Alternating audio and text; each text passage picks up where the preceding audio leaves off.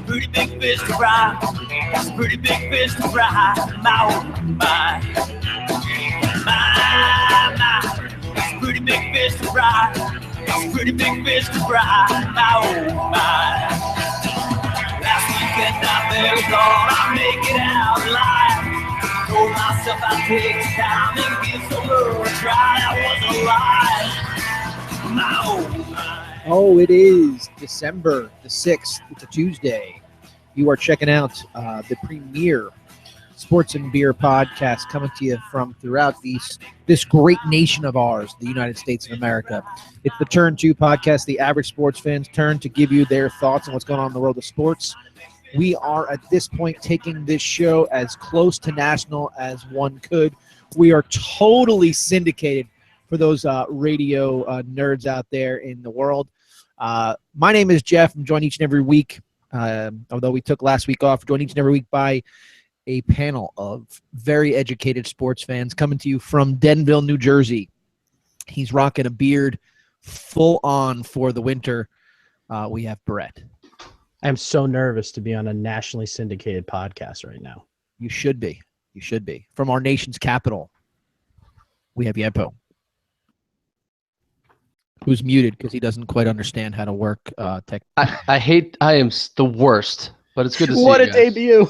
Oh, welcome back, Connor. Asshole. Were you a little delayed on Facebook Live? Was that what you were doing? Were you watching it there? It's over. You just became that guy that was listening to the radio while you were on the phone call. I was, and they're like, "Turn down your radio, jerk off." Turn down your radio. From Chicago, that's Sean. What's happening, boys? And so, Sean, on our week off, you had talked about a guy that you were clamoring to get on the show. So why don't you introduce our newest addition to the show? Clamoring is an understatement, Jeff. Truth. I would like to introduce to the faithful listeners of Turn 2 a special guest. He's a man of many names. Some of you know him on Instagram as The White Man, or his food blog by the name of Good Eats by Joey Wheats, where he rates everything as the best he's ever had. Or perhaps you've listened to SiriusXM's NFL Radio, where he's a regular under the alias Johnny G-Man, a New Jersey native, hailing from Marlboro, New Jersey. He is in Chicago now. He is a moderately successful mutual fund salesman, unsuccessful gambler. His motto in life is, if you spend $1,000 but feel like $1 million, then you got yourself one hell of a deal. Please welcome a dear friend of mine, John Weitz. Great to be here. That might be the nicest thing anyone's ever said about me, Sean. I appreciate that. Also, the Dwight Man, everybody. Dwight the Man. longest-winded introduction of anyone that's ever existed. That was like a best man speech. And he blew my cover, too. Just don't attach my name to it. And Sean's like, sure. So his social security number is. Welcome aboard, Johnny. Welcome aboard. Good to be here. Thanks for having me, guys. All right, here we go. And good evening, everybody. And despite the fact that I have just knocked a cup of coffee in my lap and a suit that's just out of the cleaners, it's great to be home. And his first pitch to D. Gordon is almost on the kneecaps for ball one. D just did get out of the way.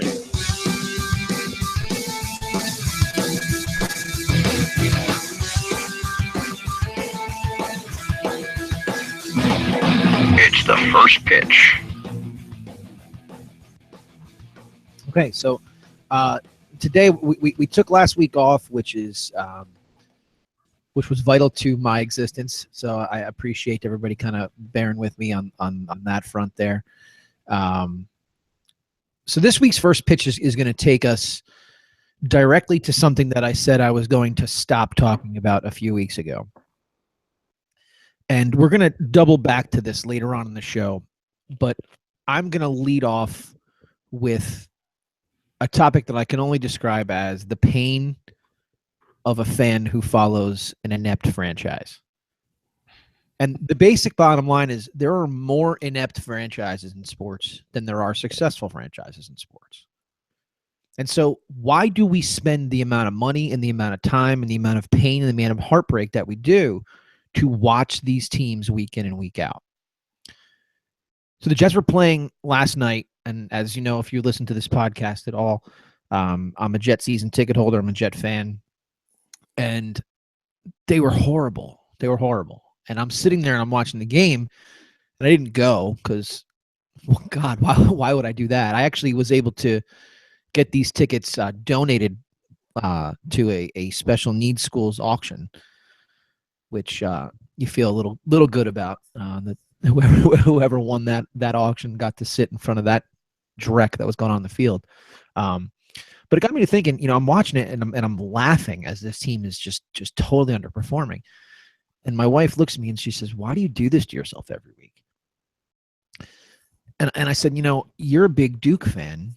You scream at the television when Duke does poorly." And she says, "Yeah, but the difference is Duke very rarely does poorly. I mean, you just subject yourself to this every week." And so, full disclosure, my fandom goes Jets, Knicks, Devils, Yankees, and some of those have been successful and some of them haven't. And so, for me, I keep going to the well for the Jets, and I keep going to the well for the Knicks. And it's easier for me because I've seen what it looks like from the Devils, and I've seen what it looks like from the Yankees. But I just want to do a quick shout out to those people that are living in a market where they keep rooting for their team, and every year they just let them down. So all you Milwaukee Bucks fans, all you Milwaukee sports fans, hang in there. At least your team doesn't have the butt fumble to fall back on year in and year out. And that's our first pitch for today.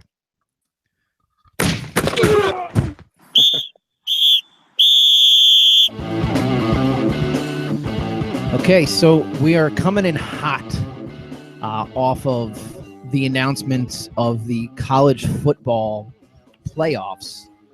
And I'm going to go directly to our college football guy, Sean. We had a tremendous amount happen in the world of college football since we had last talked on the air. The field is set. The committee's spoken. The conference championship play over the weekend was fun. The jury's out. Our playoff teams are Alabama, the number 1 seed. They're going to play Washington in the Peach Bowl. And then you got number 2, Clemson, who's going to play Ohio State in the Fiesta Bowl, which I think is going to be just a crazy game. So let's jump right in. What do you think? Do you think the committee got it right? Before we get into this, I would like you to know that Dwight Man, John White, is a season ticket holder for the Milwaukee Bucks. I was.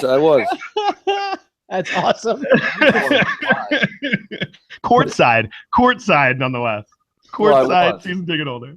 What those guy I split my tickets with backed out on the deal last minute, and they wanted me to buy the full half season, and I refused. But they did beat the Cavs, and the game that would have been my first and their second. I'm not sure. Did they beat the Spurs last night? I'm the NBA guy, so I'll figure that out. Yeah, that's on you. Loves basketball. The 41 package, courtside seats in Milwaukee. What's that going to run you like? Like $600? It would be. I actually didn't do it, but it would be $750 a ticket. But that does get you free food and drink. No way. $750 a ticket. And every once in a while, you get to sit next to Aaron Rodgers or Clay Matthews, but their tickets are usually free. All right, jump in, John. Take us away. College football playoff. Did the committee get it right? I think they did, man. First of all, it doesn't really matter. Bama is just going to annihilate everyone. We can have this discussion if you want at some point, but they could beat the Browns right now. They had just we just had that discussion 2 weeks ago, and we all were like, "No, the Browns." No way. I've seen some funny memes where the Browns were put in as the 4 team in the playoff, which is really funny. But I think they absolutely did get it right. What was that, Dave? I thought those were called memes. Whatever. Near the top of the screen, there's a button you can push it on mute. I don't know. Yeah, I'm gonna do that. Tony Reale. So I do think they got it right. I think it was tough to move a 4 spot away from Washington.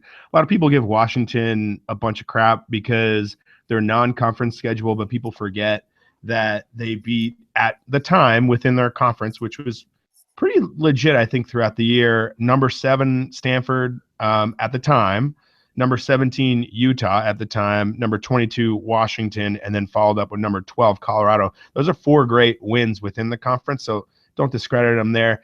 I didn't expect to see anything from a crazy movement. The conversation's always around best or most deserving. And when you get into this whole thing about Penn State probably qualifies as most deserving, but they have 2 losses. And I think if we learned anything through this whole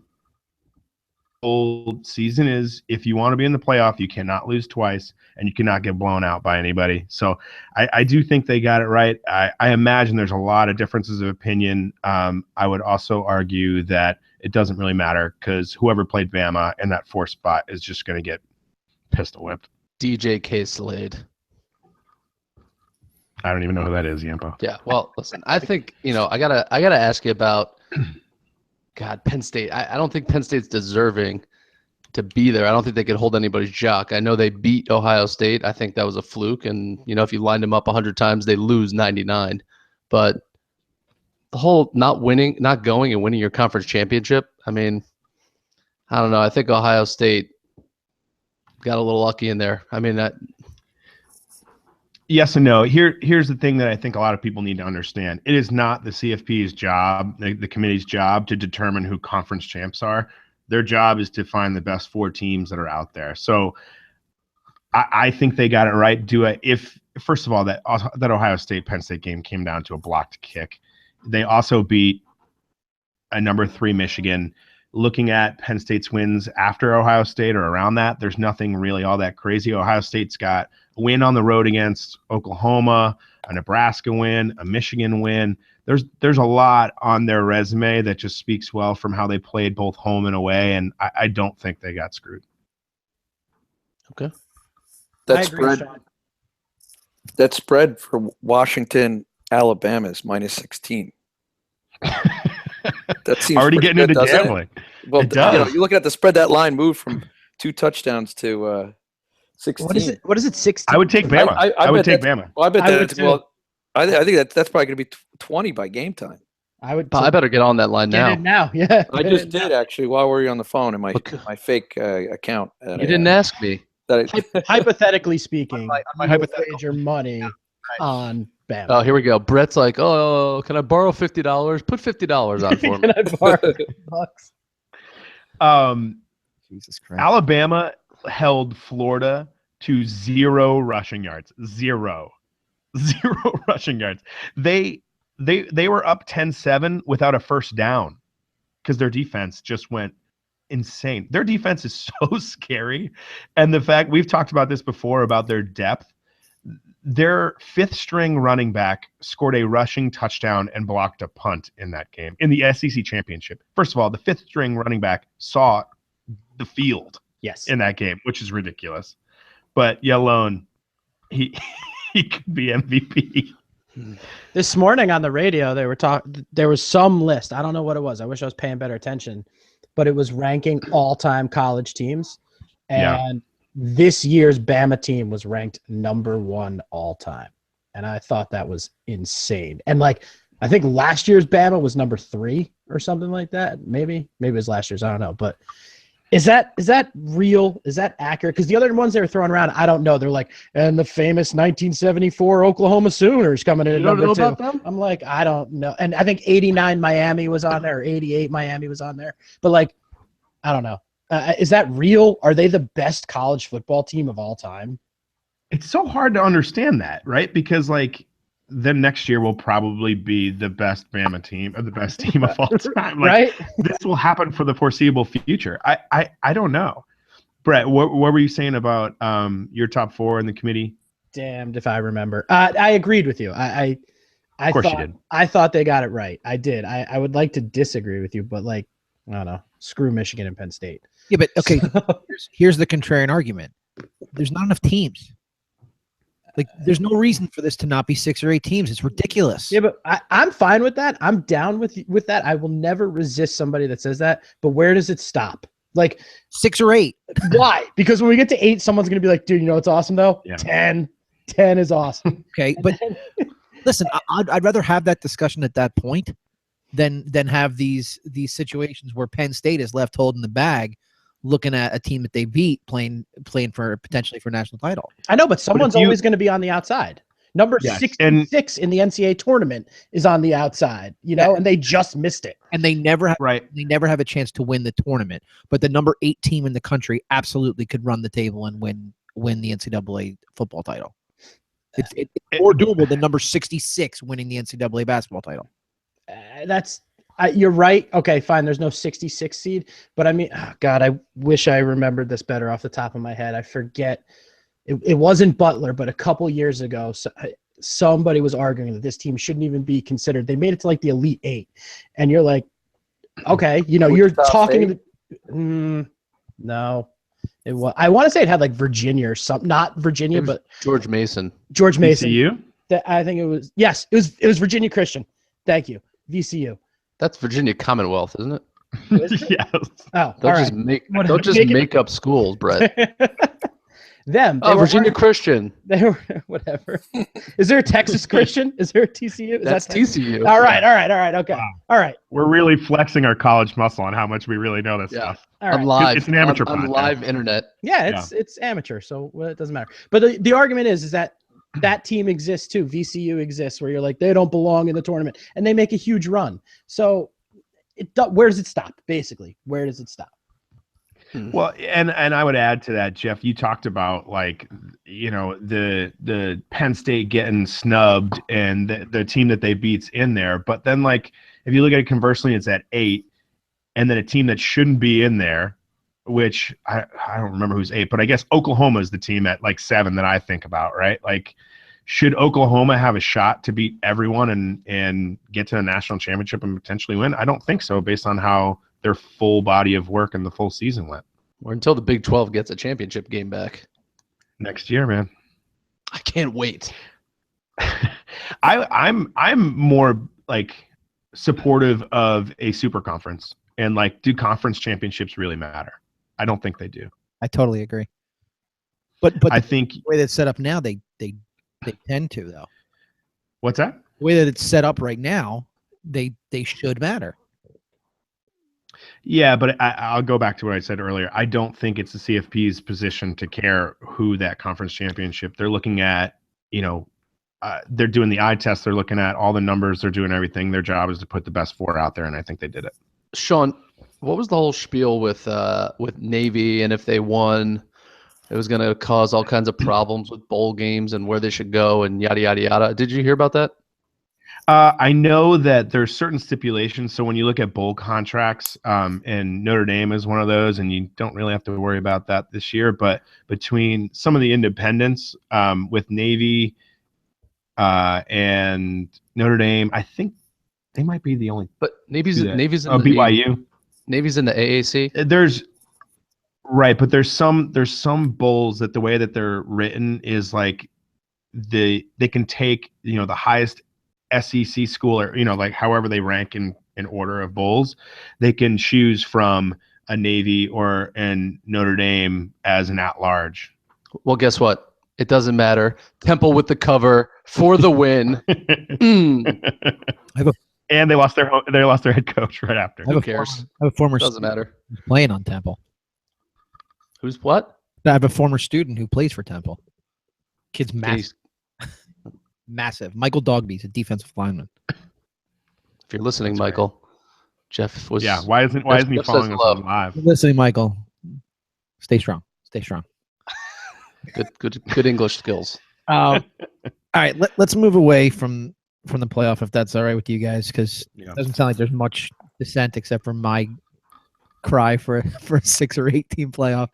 Let's talk about coaching changes. We talked about coaching a couple times on this show. Sean, you want to run down whatever list we got of any kind of changes that have happened? Sure. There's been some big ones. Tom Herman to Texas from Houston. He was the hot name for quite some time, and everybody was looking to see where he went. He took the gig at Texas.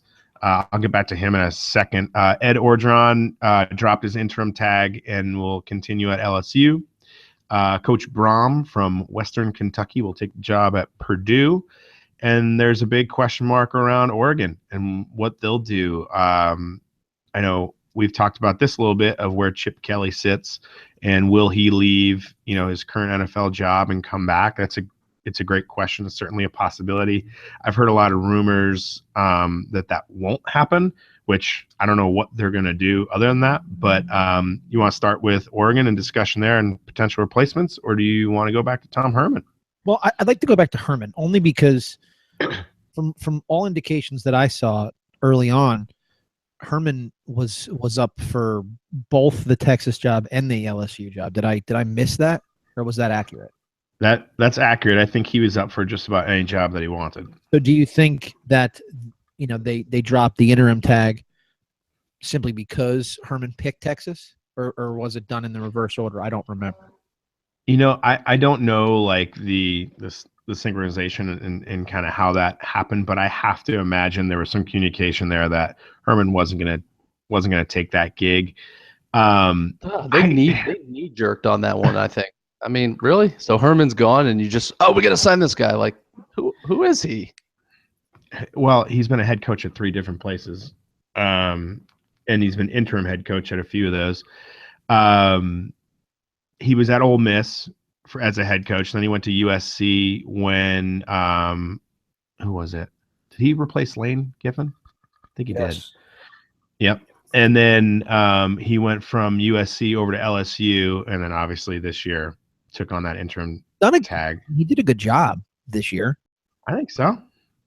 I don't think it's a crazy hire. I think it's a little suspect. I think it's like a total knee jerk. Herman goes to Texas right away. They're like, we gotta lock it up. They got nervous. Well, so then who was the guy? I have no clue. Nothing of value or substance to add. PJ Fleck from Western Michigan is a name that pops up quite a bit. A lot of the things have happened. I was actually a little surprised. I understand why Tom Herman went to Texas, the illustrious Texas, but like I don't know who would really want that job. Would you really want donors like down your neck everywhere you go? Like when you're a head football coach, you want to be a head football coach. Like, and a lot of the guys that have done a good job can keep things at bay. I don't know if he'll be able to do that at Texas. And if it's a dollars thing, I think he would get that at Oregon. He would get that anywhere he wanted to go. So what do you think is the better job, Texas or LSU?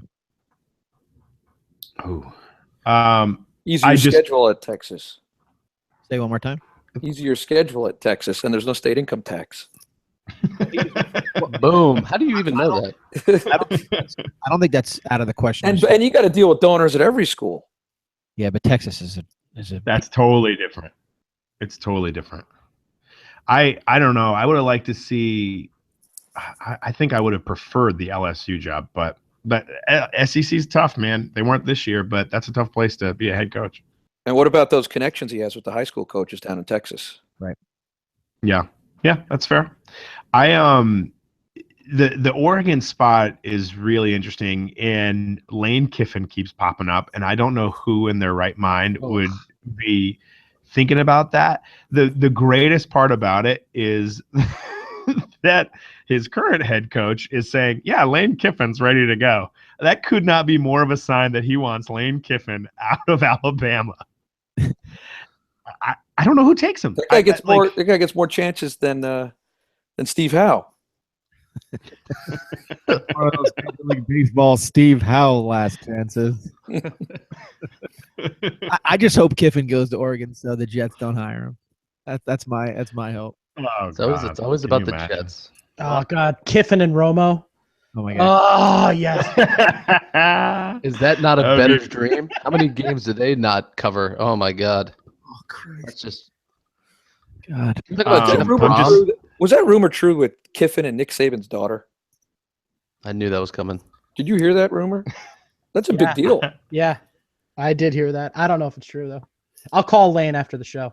Yeah, we got to get Lane on the show next time. Let's see. We can make that happen.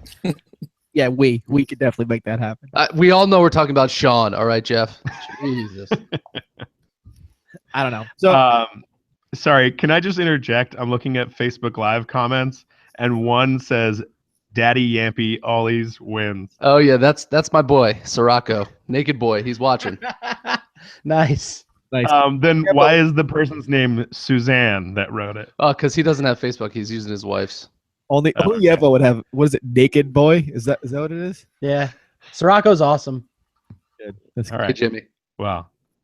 So I think it was in reference to our top 4 debate, which you lost. So Daddy Yampy did not win today.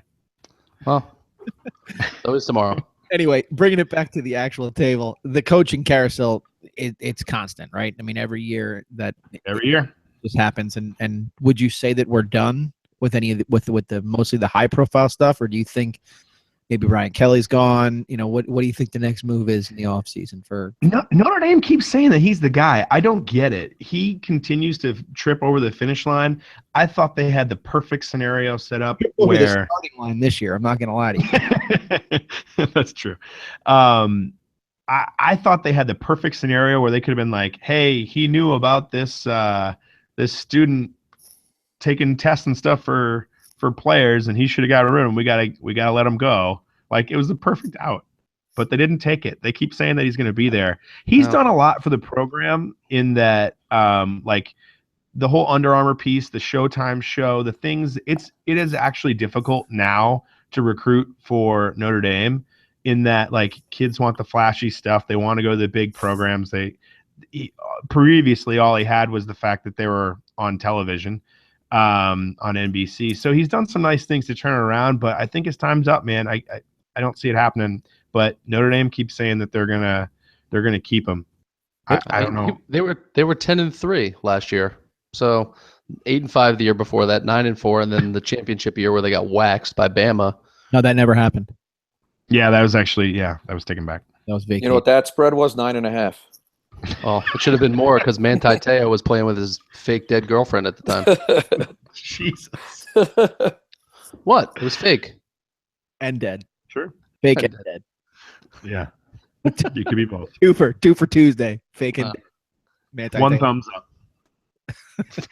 But so if Notre Dame makes the move, number one, who are they bringing in?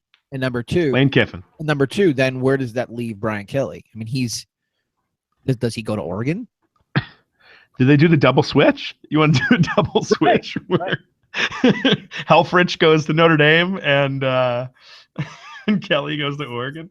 I don't know, man. All this stuff, it is wild how they make some hires, and you'll get some young guns that pop up that you weren't expecting. It'll be interesting. I'm probably not the right guy to tell you at this point who's left and where people are going to go, but Kind of fun that these names are changing now as opposed to in like 3 or 4 weeks when some of these NFL jobs come open, right? Yeah, I think some guys are just college guys. I don't know. I think I'd throw any amount of money I could at either Urban or Saban to come save my franchise right now. And I can't be alone. Like, you can't tell me that these guys aren't getting phone calls every year from some of these just struggling NFL franchises. Saban already tried that, you know? Yeah, but his sample size was too small. He had one winning season in Miami. He had 1 6-10 season. Then Alabama called, and He's got no reason to go anywhere. He's got blue chipper after blue chipper after blue chipper lining up to play at that school. He ain't going anywhere. Yes, I don't know. Bill Cowher's who you should call. No, he's Anyway, going TV. or Tom Coughlin. Saban did apparently want the Giants job. Who? I Cowher? saw that. Saban. If McAdoo, they were going to give it to him, and I don't know what happened, but I read an article on that in the Post. They decided to promote the guy who can't. I don't even want to go there yet. I call them the second and nine, the New York second and nines. But wait, do we have anything? Do we have anything else we want to say to put a bow on college football? No, I think we're good. We'll keep watching it. I mean, bowl games don't start till the 17th, so I don't know what I'm going to talk about on this show for a little while. But when we get back into it, let's do some previews. All right, sounds good. Here we have another.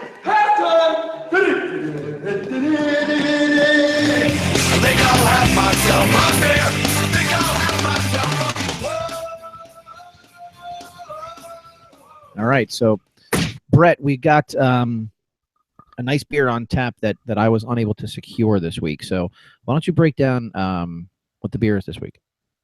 Thank you. Yeah. I think probably a sad and somewhat somber halftime beer discussion this week for a couple reasons. One, I told you guys pre-show, and those of you that were listening on Facebook Live, to the pre-show, because we did that, heard me say about a quarter of the way or halfway through Sean's college football talk, I'm going to go get myself another beer. I forgot to do that. So I'm sad there.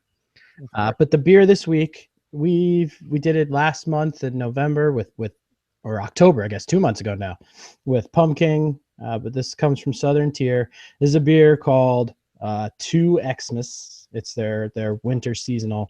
And the other part of my sad and somber tale here is that this is a beer I think I've now officially fallen out of love with. Uh-oh. I served this. I thought so highly of this beer that 3 years ago, my anniversary's tomorrow, actually. 3 years ago, I served this at my wedding. So I do not remember having it. I was high on this. Like I was high on the Colts to start the season. And, and it, year after year, the first time I had it, I loved it. And the year after year, I keep drinking and I'm like, this starts to taste like figs and spices, and it's disgusting. and I've gotten to the point now with this. I think I've overdrank it. It's a dark beer. It comes in at 8%. That is probably why I called them Virginia Christian before. But it's something that I'm no longer digging. I'm no longer feeling it. I don't know if you guys have had it anymore. It's true in the winter. In the winter style of beers, it's that dark, that heavy, but it relies too much on this like fake fig taste and doses it with spices. So I'm done. I actually give it now 0 thumbs up. Whoa, 0. That's a first. Do you have like a soundbite for that? No. Dun, dun, dun, dun. That's pretty mean. There it is. I guess I had it at your wedding. I mean, that would have been the only time I think I probably had it. I should have remembered that because I didn't drink until I was done with the best man speech because I was terrified. Oh, and that beer was probably gone by the time you were done with that speech. No, they were all still there. They were through the night. We were good. You know what was there? What? The mozzarella man. He was there. He was there. There was a guy that made cheese. We should do it. I declined the invite, so I didn't drink that. You did, respectfully. Don't worry. Scott pouted in your place. You respectfully declined. We should do a Facebook Live mozzarella bar review. We had this mutz. It was the best mutz I ever had. What are you guys doing Did tomorrow? Sean decline and send a gift, or did he just decline? I swear to you, truth be told, I don't remember.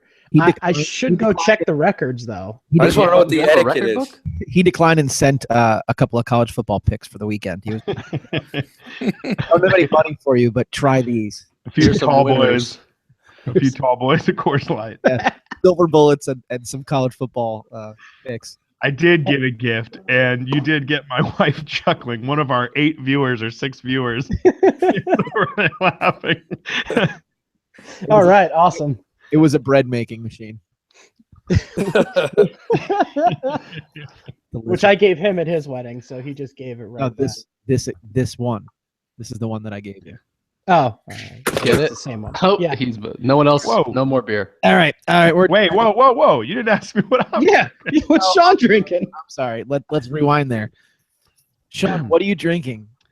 Oh, thanks for asking, Jeff. Yeah, no problem. I'm having a Coors Banquet. And you want to know why I'm having a Coors Banquet, Jeff? Yes. Because on Thursday, I'll be flying to Las Vegas, Nevada for the National Finals Rodeo. And I am preparing myself to drink and party with cowboys. And that's what they drink. They don't drink light beer. I'm going with Coors Banquet. It'll be a grand old time. I can go Facebook Live. You guys thought I was a one-trick pony with college football. I'm in the rodeo business too, baby. We want the rodeo. Listen, if there's anything we knew about you is that clearly the rodeo is your game with your failed business venture. Yeah, what's the Ugg and Tug situation out there, man? Confirming on Facebook Live, Sarah said we sent a gift. Okay. Yeah. I see that. And I'm sure we wrote you a thank you card. I don't remember that either, Brent. It's in the mail. I also have a silver bullet tonight. I went with the hydrator tonight. Oh. The There you Coors go. Light. I'm actually having the same thing, except it's just water. I'm actually drinking water. And Fairleigh, is that Fairleigh Dickinson? Go hard, big dick. No, this is Dickinson College, not Fairly Ridiculous. Wow, we played them in college. I remember Dickinson, and I think Sam Bowie is from that area. Where'd you go to school? Elizabethtown. Is that like an all boys? It's the only school that let me in. Okay. Why don't you guys exchange numbers after? My GPA was slightly above the amount of rushing yards that Florida got on Saturday. Slightly. 0.00. Thank God you get credit for attendance at small schools. Just show Two up. higher institutions. Little check mark. You were here. Yeah. All right, so let's go NFL. Not the greatest week for the locals, as both local fans can attest to here. Yeah, but let's go to you first. Oh, jeez. Just because I Softball. already kind of jumped in and voiced my displeasure on my team a little bit in the first pitch. Giants. Before we talk about the Giants, Oh, okay, good.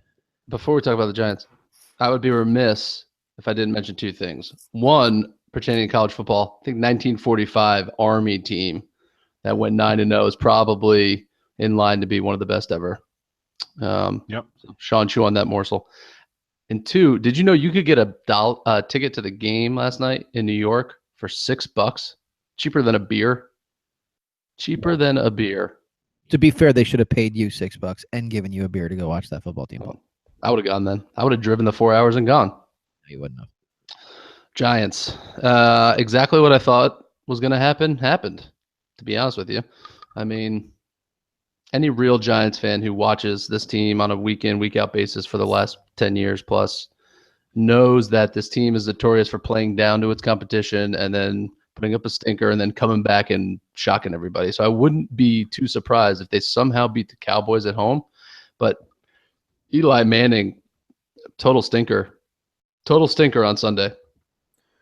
Yeah, What about the holding call to start the game in the end zone? That was a bogus call. Yeah, I mean, listen, there's holding on every NFL play, I believe.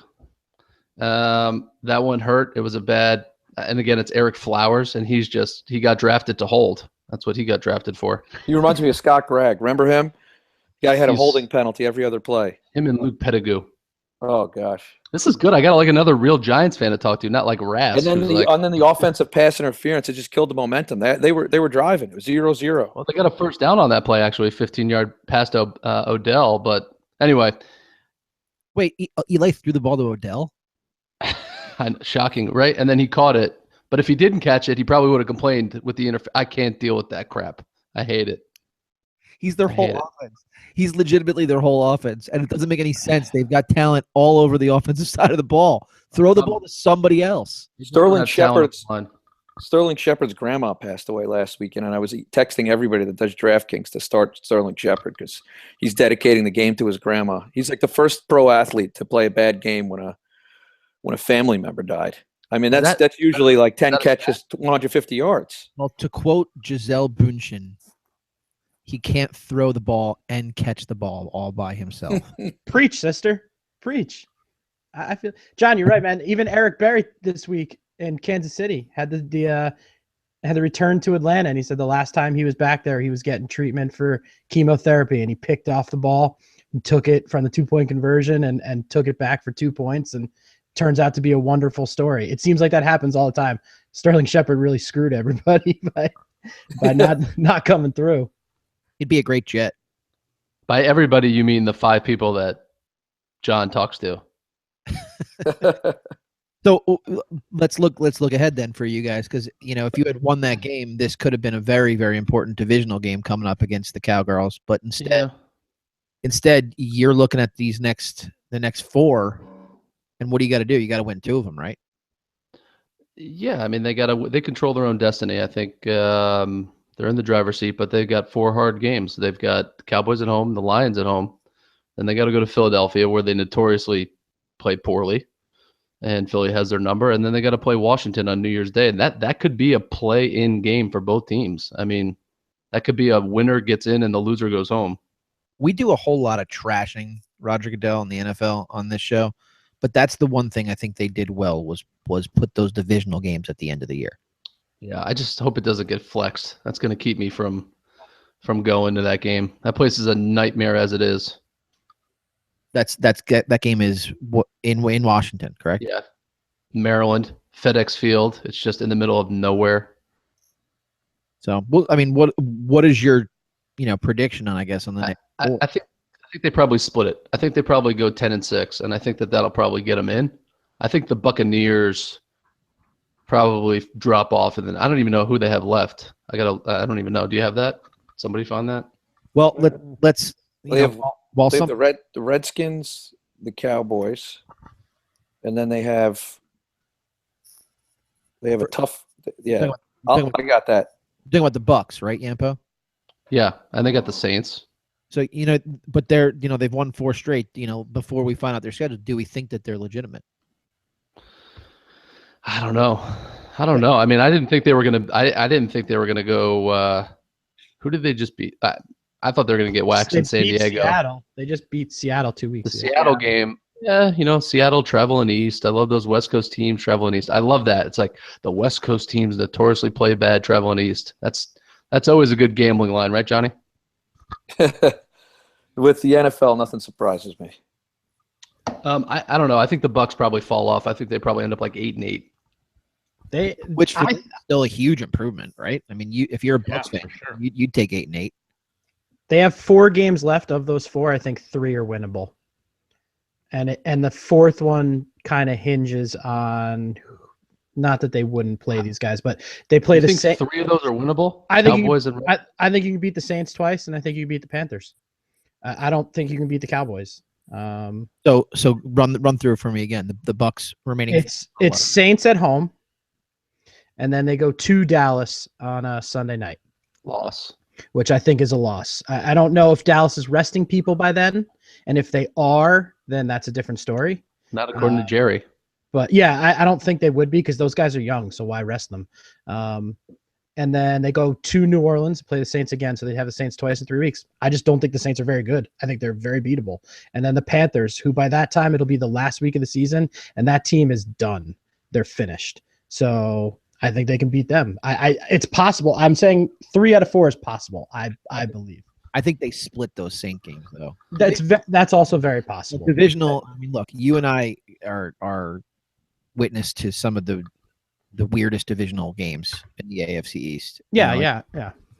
So the Jets could win 2 games all year, and they play the Pats. One of them against the Pats. Like just no divisional games are a different animal. So. Yeah, they are. It's a fair point. I just don't think the Saints are very good. But I also don't think the Bucks are very good either. So I think it's kind of a toss up. I could see them splitting those games, but like I said, 8-8. If you're a Bucks fan and you were going to get 8-8 going into this year, I think you'd take it. Yes, definitely. So let's quickly wrap up the NFL, because I do want to tackle some NBA. I want to give about 10 minutes to the NBA today. We have, we have the Falcons, who I texted to you guys when this happened. We spent some time earlier this year talking about 2-point conversions and blocked field goals and things like that, and everybody kind of got their noses out of joint here. Here in this Atlanta-Kansas City game, Atlanta scores a touchdown to go ahead, and they decide to go for 2 to make it a 3-point game. And on the 2-point conversion, Ryan throws a pick. Kansas City takes it 100 yards the other way and ends up winning the game by 1 point. And Ratiopa's head exploded. It just exploded. I mean, just awesome. I, having no dog in that hunt, that was just awesome to me. Anybody have a different take? That's the second time that happened this year in sports. That happened in college, I believe, a few weeks ago. It's amazing. Oh, it happened in the was that Saints? That was an NFL game? No, it was the Broncos game. It happened, I think. Right. Listen, I think that's why they put that there. That's why they did that. And I mean, I think you start to see people. I think you're going to see teams start to think, okay, maybe I should just take the point and be happy that we're winning instead of having a mistake and losing the game by a point. But put yourself in that spot, right? You're at the Giants go up by 1, and then you decide to go for 2, and he tries to force a ball into Odell. Yeah. I can see it happening. I could see that happening. I would say take the point and trust your defense. That's what I was just gonna say. Is this an indictment on their defense? Like, would you feel offended if you were a defensive player and the coach was like, "No, screw this. I don't trust them. We need a field goal." I think somewhere along the line it became a sabermetric argument. It's like, no. Yes, it did, and that's why the Steelers go for 2 every touchdown. They didn't last week. Well, they did on 1. The first. No, I thought it was the first one. Their first touchdown, they went for 2, right? Well, they were up 2-0. No, they were up 5-0. I don't know. Whatever. Well, yeah, they were up 5-0 when they scored. They tried to make it whatever. It doesn't matter. Move on from the NFC. Brett, let's quickly go over the AFC. Oakland. Are you terrified of Oakland at this point? Terrified? No, I'm not terrified of Oakland, but I think they're a very good team and they can beat any team in the AFC, including New England. On any given Sunday. Yeah. Al Davis coming in looking like Mumra. It's crazy too, because like I think that was a Thundercats reference. That was a Thundercats reference. Do you remember the last 4 press conferences Al Davis had? He went out there and sat basically in a Snuggie. No. Pulled out an overhead projector to fire Lane Kiffin. He was wearing like a toddler's Raiders jumper. It was ridiculous. I don't remember that. I just remember his son has a stupid bowl cut. He's got a bowl cut, like a total symmetrical bowl. It looks ridiculous. Well, you know what owner has a bad haircut is Fred Wilpon. If we're talking haircuts, we are talking haircuts now. That's for sure. That's because he can no longer afford a decent haircut. So wait, Campo and Brett are talking haircuts right now. Listen, take it easy. Take it easy. Hey-o. Can we also talk about the fact that Brett's beard is making him look more and more like Matt Patricia as a Pats fan? I dig that. You'll take it? Okay. I dig that. I'll just put the little hat on my head and I'll be good. Yeah. I'll be good. He's got a thick beard. He's got a good one. If I can get it out there, if I don't get divorced first. I think you have to comb it. You have to comb it to get it out that way. Worry about the top half, Chief. All right, can we get the salon talk to go away now? That would be fantastic. Okay, sorry. Apparently everyone's worried about my loan closing that I got to get done. I got people yelling at me. It's like, hey, go away. Yeah. Steve and Martin, you guys settle it. I'm not a decision maker. That's great. Listen, we're going to wrap up the NFL. Sean, I'm going to throw it to you. The Steelers, with the victory and the Giants, they climb kind of back into the discussion there for that division. I don't think anybody's really very good in that division. A couple weeks ago, I had said, "What's the deal with them?" And you were like, what do you think? Do you think that they're going to eventually, jump over the Ravens? They got the Ravens got the Pats on Sunday night. That's a tough one. I mean, they play on Christmas Day, I think. It's what's tough about it to me is that the Steelers have the weapons to succeed. It's just been kind of this slow crock pot of a season that will eventually hopefully get there. I assume it just comes down to that Ravens game on Christmas Day that helps decide some of that. But that is an ugly division. Yeah, so we'll see. We got a couple weeks left of the NFL. This is where everybody really earns their money. So we'll see over the next couple weeks how things shake out. We'll get a little bit more in depth as the playoff picture starts to round up. All right, so let's get into the NBA. Dwight Mann's going to give us his take on some of the local teams. Local to us being the Knicks and the Nets, and then I guess local to you now would be the Bulls. I was just at the game last night, actually. Had that on the floor? I actually got a pretty decent seat for a good price. But Rondo was suspended last night for yelling at another coach. Yeah. So, the Knicks are actually down by 1 tonight against the Heat. So the Knicks were a 1-point favorite. The Knicks are 11-9, and they're 2.5 games behind Toronto, which is actually a lot better than a lot of people expected. I think the over-under in Vegas was 40.5 games for the Knicks.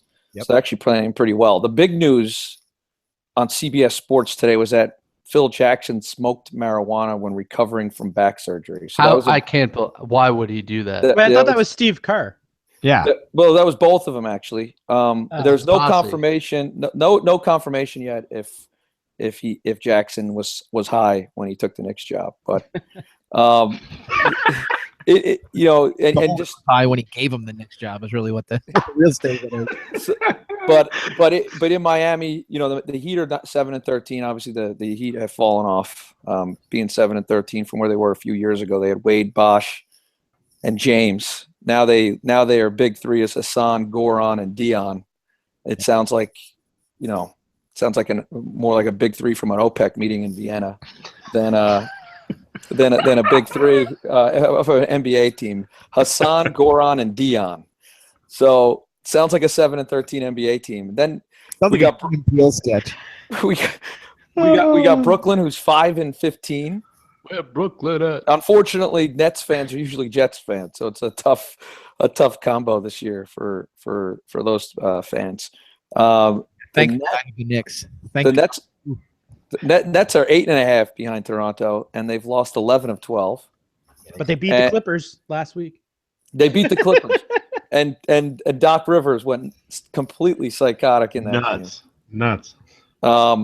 So they got Denver tomorrow, and unfortunately, it's in Brooklyn, so they won't be able to get stoned before the game. Instead, they'll most likely get owned by the Nuggets. Oh, Nuggets -2 tomorrow.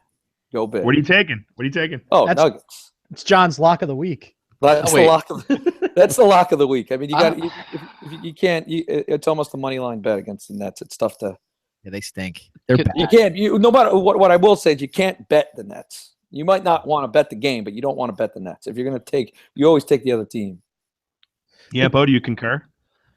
NBA basketball betting is not my forte, which is why I'm going to ask you: Utah -7 over Phoenix tonight. It's not my thing, so I'm going to ask you so I can lay money on it. Like seriously, that's with the NBA. I always think it's better to do over under. It's 204. Utah's averaging about 99 points a game. The Suns are averaging about 106. I think you're right in the sweet spot. Vegas is good. It's going to be 203, and I'm going to lose $100. Stay away. Your kids are just never going to college. They are. I'm up for the year. It's a big, long game. Life is just one big, long poker game. It's a marathon. There's also 3 weeks left in the year. It just makes the game fun. Now my wife's watching, so keep it. My wife's watching, so keep it down. The Knicks basically have done what I said they were going to do, right? I mean, I think when we had talked about it, I had said take the over on what Vegas had them at. I thought that they would finish somewhere between 43 and at a max 48 wins. Do you see anything different than what I kind of saw there in the beginning of the year, John, or you think that's pretty much? I agree. I mean, the biggest hurdle they have now is just everybody playing with Melo. He's just every team he's been on has been a mediocre team. He doesn't pass the ball, but I think Porzingis has taken over as the leader on the team, and Derrick Rose is playing great. He's in a contract year. He's got his athleticism back, and he's taking the ball the hole. So I like Rose. I like Porzingis. They got a Courtney Lee who brings some defense. Noah's been a little bit of a disappointment. $72 million to Joakim Noah to do nothing. Well, yeah, I agree. That's tough. Noah's tough. He's going to pay me $1 million. That would have been the same result. He was getting very surprised at Noah because I used to see him play in Chicago, and he played. I mean, I remember them 2 years ago, MVP chance when Noah was at the line, and now he's on the Knicks, and he's just not doing much. He's having a tough time. On offense, obviously. I was hoping to see a little more of Marshall Plumlee. Honestly, he's a great energy guy when he's in the game. I saw his brother play last night. He was a great player. Played on the Blazers. He's a starting center. He was a really good player. All three. When Plumlee was on the Nets, one of my favorite underrated players in the NBA. Yeah, I agree. He's a good player. Solid. You're a Laker fan. Oh, wait a minute. Oh, wait a second. But with the Bulls are 11-9. They're 3.5 back of Cleveland. They probably won't catch them, and they lost. They lost to the Blazers last night. Rondo was suspended for yelling at a coach. Not surprising with his past. He can't control himself on the sidelines. And then his replacement was Jerry Grant, ex-Knick, and Grant played absolutely terrible. He was called up from the D League, and after last night, he'll probably end up in the E League or on our podcast next week. He was absolutely terrible. They actually took him out in the third quarter and didn't put him back in. And they had this backup point guard. His name was Isaiah. I can't even pronounce his name. It was my first time seeing him play, but he was pretty decent. So, I think the Bulls, when they're fully healthy, they could be decent. They're lacking a score. Jimmy Butler can't get a big basket. But of the three teams we're talking about, I think the Knicks can be, the Knicks. You never know. They could get hot, roll off 5-6 in a row, maybe win 50 games. That was awesome. The end there, you're like, I think of the three teams, the Knicks. It's tough to get excited. It'll be all right, I guess. Is this how you guys feel when Brett and I talk about hockey? Yeah, the NBA. You guys give me NBA at the end. I mean, Yeah. No, it was just funny. As the year goes on, we'll kind of shake it up a little bit. But I think 50s. The Knicks maybe have a complete outside shot of 50. 50's a pipe dream. For me, I think the Knicks are like I said, a 46 win team at the absolute ceiling, a second round playoff team, and I'd be fine with that. But the issue is then at the end of the year, Rose plays well. Are you throwing a max contract at him? I'm not.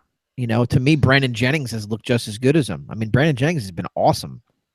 So I don't know.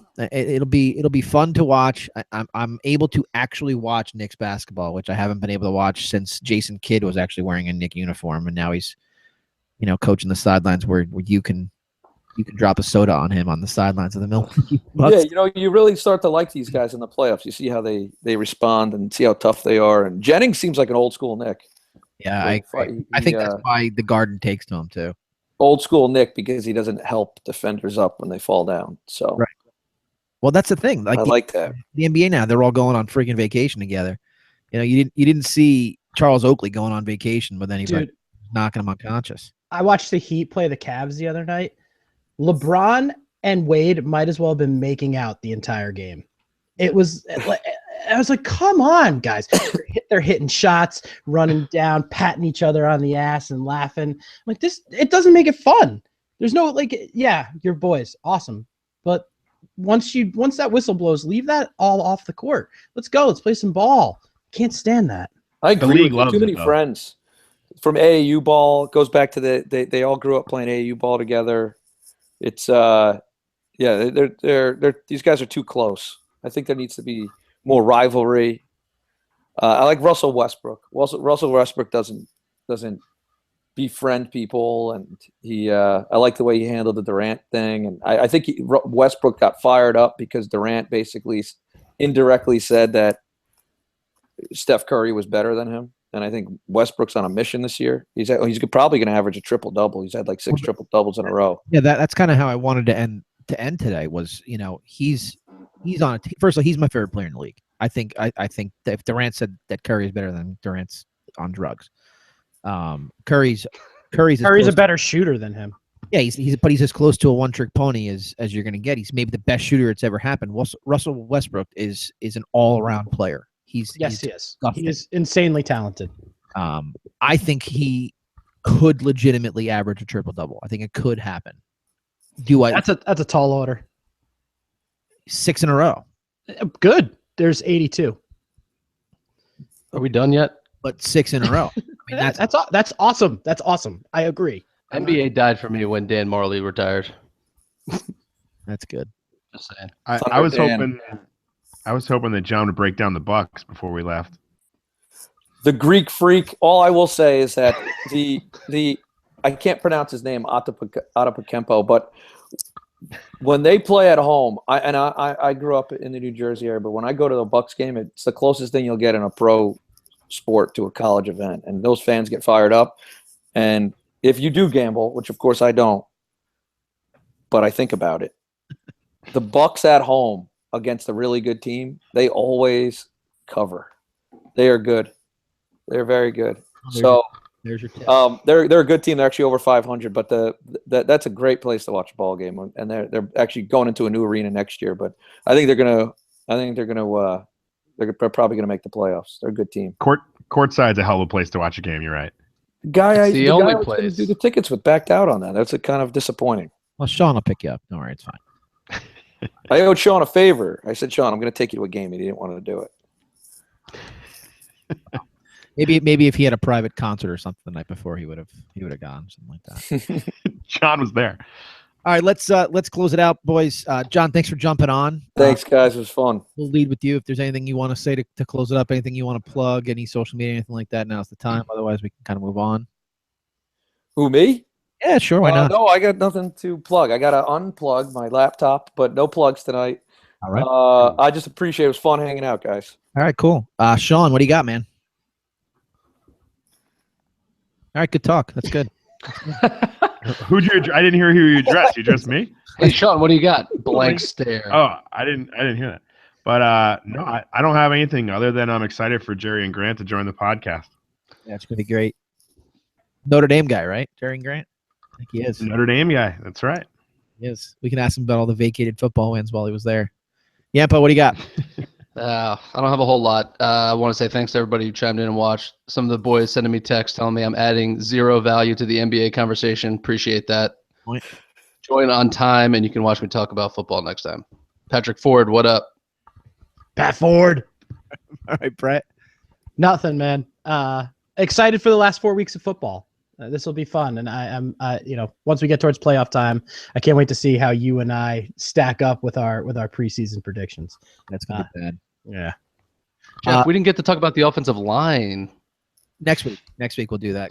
Legitimately, I think that is a piece that both local teams need to seriously address. So I do eventually want to go there because I think it's important. Thanks. All right, cool.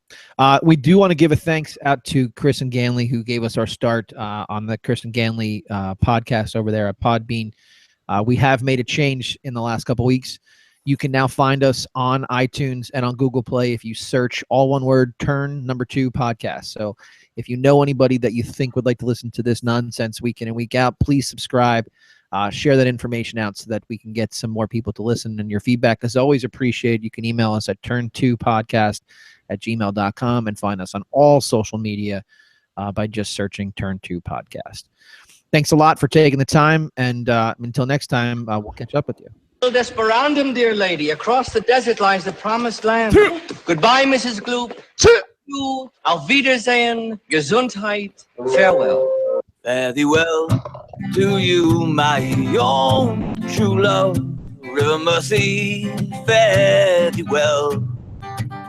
I am bound for California, a place that I know right well. So fare thee well, my own true love. When I return united we will be. It's not the leaving of Liverpool that's grieving me, but my darling, when I think of thee. Now I signed on a Yankee clipper ship. Davy Crockett is the name, and the captain's name, it is Burgess, and they say that she's a floating shame. So farewell, my own true love. When I return united we will be.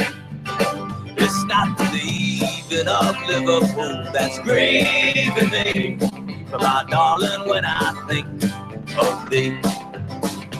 Now I sailed with Burgess once before, and I think that I know him well. If a man's a sailor, he will get along. If he's not, then he's sure in hell. So farewell, my own true love. When I return united we will be. It's not the leaving of Liverpool that's grieving me, but my darling, when I think of thee. All right, Dio.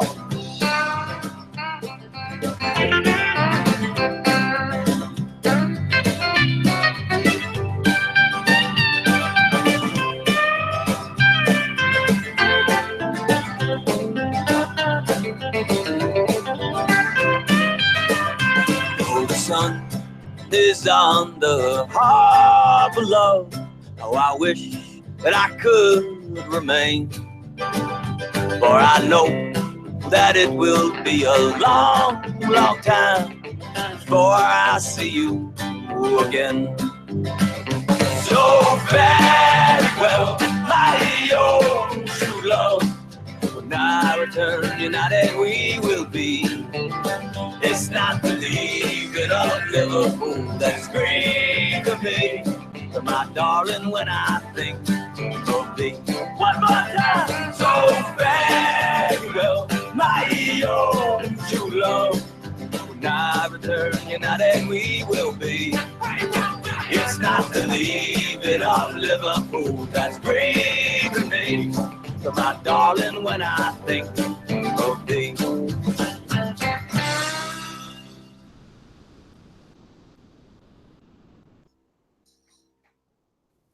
Well, my hangover's gone and I'm thirsty for more. Come on, hang on. These hot guys